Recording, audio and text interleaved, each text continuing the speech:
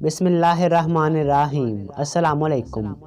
کسی زمانے میں ایک بے وقوف نائی تھا جو کوئی کام سیدھا نہیں کر سکتا تھا، حتیٰ کہ بال کاٹتے وقت وہ کان کاٹ دیتا تھا اور حجامت کرتے وقت گلا۔ نتیجہ یہ کہ اس کا کام ٹھپ ہوتا گیا اور وہ اپنی چیزیں بیچ بیچ کر گزارا کرنے پر مجبور ہو گیا۔ رفتہ رفتہ ایسا وقت آیا کہ اس کے گھر میں صرف 2 چیزیں باقی بچیں، اس کا استرا اور اس کی بیوی۔ یہ فیصلہ کرنا دشوار تھا کہ ان میں سے زیادہ تیز کون ہے۔ ایک دن نائی کی بیوی اسے بے وقوفیوں پر طعنے دے رہی تھی کہ وہ بے بسی سے بولا، یہ سب بار بار کہنے کا کیا فائدہ ہے، میں تم سے متفق ہوں۔ میں نے کبھی خود سے کچھ نہیں کمایا، میں کبھی خود سے کچھ کما نہیں سکا اور میں کبھی کسی کو کمانے بھی نہیں دوں گا، یہ حقیقت ہے۔ تم کام نہیں کر سکتے تو بھیک مانگو، میں بھوکا نہیں مرنا چاہتی۔ بادشاہ کے محل میں جا کر اس سے کچھ مانگو، شہزادی کی شادی ہو رہی ہے اور بادشاہ غریبوں میں خیرات بانٹ رہا ہے، بادشاہ کو کہو تمہیں بھی کچھ دے دے۔ نائی نے ایسا ہی کیا اور بادشاہ کے محل میں جا کر اس سے کہا کہ وہ نائی کو کچھ بھی دے دے۔ کچھ بھی کیا دوں؟ بادشاہ نے پوچھا۔ اب نائی کی بیوی نے یہ تو نہیں بتایا تھا کہ اسے کیا مانگنا چاہیے، اور نائی کا اپنا دماغ کچھ سوچنے سے قاصر تھا۔ اس نے پریشان ہو کر کہا، کچھ بھی دے دیں، کچھ زمین دے دوں؟ بادشاہ نے پوچھا۔ نائی کی جان میں جان آئی کہ وہ کچھ بھی کے مسئلے سے نکلا۔ وہ بولا، ہاں کوئی بھی زمین دے دیں۔ بادشاہ نے اسے شہر کے باہر ایک اجڑی بچھڑی زمین دینے کا حکم دے دیا۔ نائی گھر واپس آ پہنچا تو بیوی نے پوچھا، تمہیں کیا ملا؟ جلدی دو تاکہ میں روٹی خرید کر لاؤں۔ نائی نے زمین کا بتایا تو وہ آگ بگولا ہو گئی اور اسے خوب ڈانٹا کہ ایسی غیر آباد زمین ہمارے کس کام کی۔ نائی بولا، لیکن زمین تو زمین ہے، وہ کہیں نہیں جائے گی، وہ ہمارے پاس رہے گی۔ کیا تم سے زیادہ بے وقوف کوئی دوسرا ہے؟ زمین کا کیا فائدہ اگر ہم اس میں کاشت نہ کر سکیں؟ کیا تمہارے پاس ہل چلانے کے لیے بیل ہیں؟ بیوی گررائی۔ نائی منہ لٹکا کر بیٹھ گیا، مگر چلاک بیوی سوچنے لگی کہ کیا کریں۔ آخر اس نے ایک منصوبہ بنایا اور نائی کو لے کر اپنی زمین پر چلی گئی۔ اس کے بعد اس نے نائی کو کہا کہ وہ بھی اس کی نقل کرے اور خود غور سے جگہ جگہ زمین کو دیکھنے لگی، مگر جیسے ہی کوئی آدمی ان کے قریب آتا تو وہ ایسے بیٹھ جاتی جیسے کچھ بھی نہ کر رہی ہو۔ اس زمین کے قریب ہی جنگل میں 7 چور رہتے تھے۔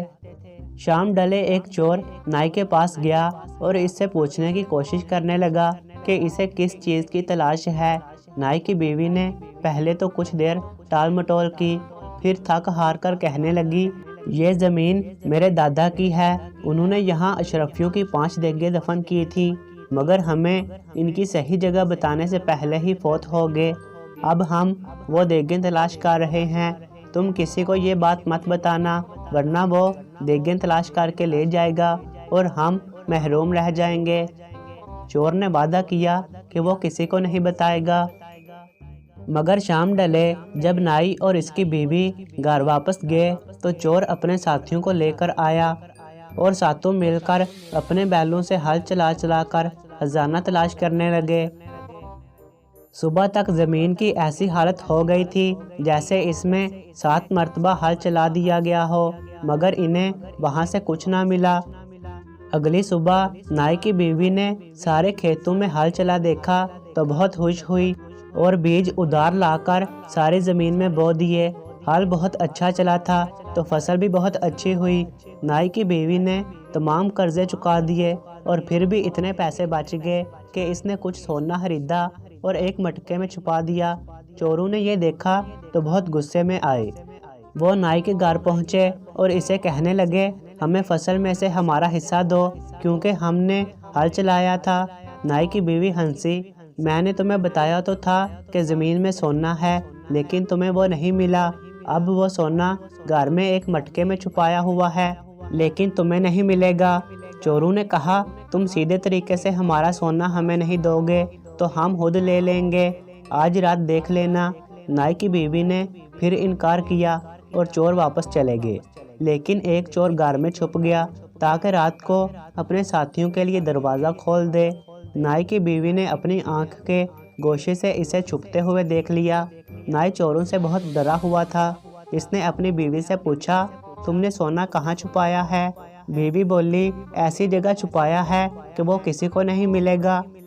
बाहर के दरवाजे के साथ रखे मटके में मिठाइयों के नीचे छुपा दिया है। चोर ये सुनकर बहुत होशु हुआ।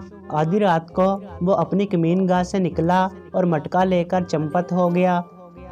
सब चोर मिलकर बाहर जंगल में पहुंचे और माल बांटने की तैयारी करने लगे। मटका लाने वाला चोर कहने लगा, नाई की बीवी ने बताया था कि सोने के ऊपर मिठाइयाँ रखी हैं ताकि किसी को शिबा ना हो।